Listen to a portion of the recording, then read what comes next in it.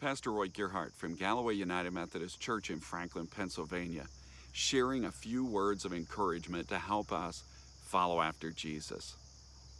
All of us have had the experience, whether it's back in school, in the cafeteria, or at a family reunion, or in some other setting where we go through the food service line and then turn around and look out at a room full of tables and wonder where to sit. And if you look out into that crowd and see someone excited and waving at you, saying, "Come over here, sit with me," what a welcome joy that is. And I've been in that position many, many times in life, to be looking for a place to sit and feeling completely lost, even excluded, until that person welcomes me to come and sit with them. Well, that's what King David did for Mephibosheth. Mephibosheth was a man who was living in a kind of exile in his life. After his grandfather, King Saul, and his father, Jonathan, were killed in battle with the Philistines, his life was turned upside down. He was sent fleeing.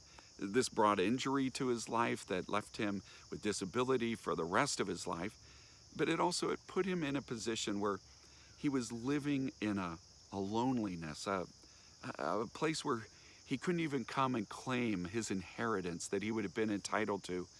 Instead, when David found him, he was living in a place called Lo-debar, which means a place with nothing in it. And David brought him from this nothingness, this exclusion and exile, into his own home. He said, "I want you to come and be a part of my household." David loved and was friends with his father in such a deep and meaningful way that David was looking for a chance to continue to live that out now on Jonathan's son. And so he brought Mephibosheth from this exile into his own home. He brought him there so that he could provide for him, and invited him that he would sit at the king's table. And so Mephibosheth goes from being one of those excluded, hiding in fear, to a person of incredible privilege, given the opportunity to see the king and to be in his presence. Just like today, world leaders are hard to access. You can't just walk up to them and talk to them. Very few people get within sight of them, let alone get within reach of them. But now you see David giving Mephibosheth the privilege of even becoming part of his household and being there near at hand in his family. Well, David celebrates that gift that God gives us in the 23rd Psalm. He describes the way in which God provides for us, rescues us, and gives us this privilege of being at his table. David said, "The Lord is my shepherd. I shall be in want for nothing. He makes me to lie down in green pastures. He leads me beside still waters. He restores my soul." David further wrote, "Thou preparest a table before me in the presence of my enemies.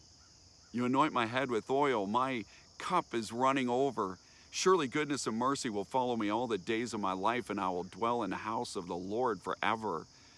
If Mephibosheth had heard the 23rd Psalm, he could have easily declared, "God has given me all of this through David, who provides for my every need, who has restored my soul, and who lets me sit at his table. I am blessed for the rest of my life because of this graciousness."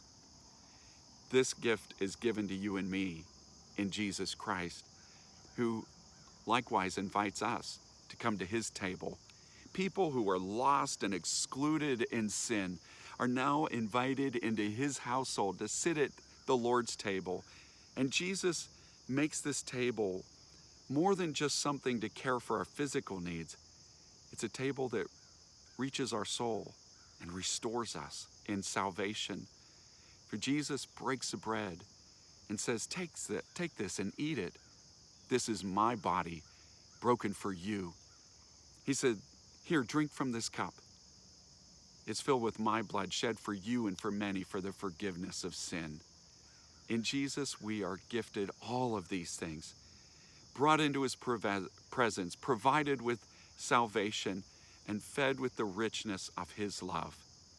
May God bless you today. And as you share this good news, may God make you a blessing wherever he takes you.